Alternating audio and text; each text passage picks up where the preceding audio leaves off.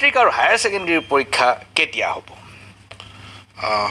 প্ৰথমতে মই এটা কথা স্পষ্ট কৰি দিব বিচাৰোঁ যে আমাৰ মেট্ৰিক পৰীক্ষা হ'ব আৰু হায়াৰ ছেকেণ্ডেৰী পৰীক্ষাও হ'ব মানে আমি পাতিব লাগিব, তাৰ নিৰ্দিষ্ট কিছুমান কাৰণ আছে।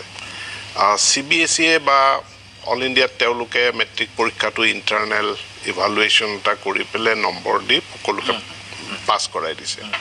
আমি সেই কামটো কৰিব নোৱাৰোঁ এইকাৰণেই যে আমাৰ ৰেগুলাৰ ছাত্ৰ ছাত্ৰীসকলৰ লগে লগে আমাৰ প্ৰায় 1.5 লাখ আমাৰ ইৰেগুলাৰ ষ্টুডেণ্ট আছে, অৰ্থাৎ তেওঁলোকে কোনো আনুষ্ঠানিক হেৰিৰ পৰা পোৱা নাই। এতিয়া তেওঁলোকৰ কোনো ইণ্টাৰনেল ইভালুৱেশ্যন নাই।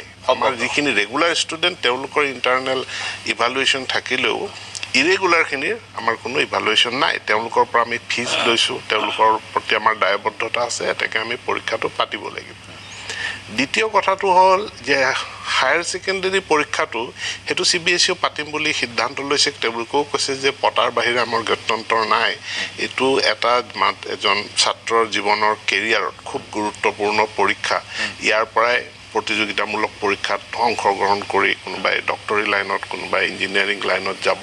এতেকে এই পৰীক্ষাটো কিছুদিন আগতে এখন ভিডিঅ' কনফাৰেঞ্চ কৰি আমাৰ মাননীয় ৰক্ষামন্ত্ৰী ডিফেন্স মিনিষ্টাৰ ৰাজনাথ সিং ডাঙৰীয়াৰ উপস্থিতিত শিক্ষামন্ত্ৰীও আছিলে, মানৱ সম্পদ মন্ত্ৰী, তাতে গোটেইখিনি চৰ্চা কৰি কেইবাটাও অপশ্যন বিচাৰ কৰি চোৱা হৈছিলে।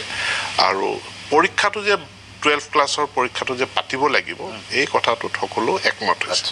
এতেকে ছাত্ৰ ছাত্ৰী অভিভাৱকসকলক খুব স্পষ্টভাৱে কথা মই ক'ব বিচাৰোঁ যে পৰিস্থিতিৰ উন্নতি হোৱাৰ লগে লগে পৰীক্ষা হ'ব লাগিব, পৰীক্ষা আমি পাতিব লাগিব। আপুনি দুটা প্ৰসংগ আছে। অভিভাৱকসকলে কৈছে যে এইটো আচলতে ফেব্ৰুৱাৰী মাৰ্চত পাতিব পৰা গ'লহেঁতেন, কিন্তু নিৰ্বাচনৰ প্ৰচাৰ আছিল, নিৰ্বাচনী অধিসূচনা জাৰি হৈ গ'ল, এইটো কাৰণে পৰীক্ষাটো বিলম্ব হ'ল।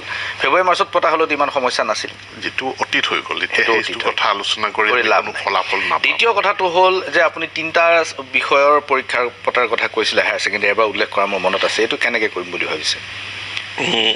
এই বিষয়ত এতিয়া CBSEও যিটো কথা বিচাৰ কৰিছে, তেওঁলোকে আমাৰ লাইনতে বিচাৰ কৰিছে।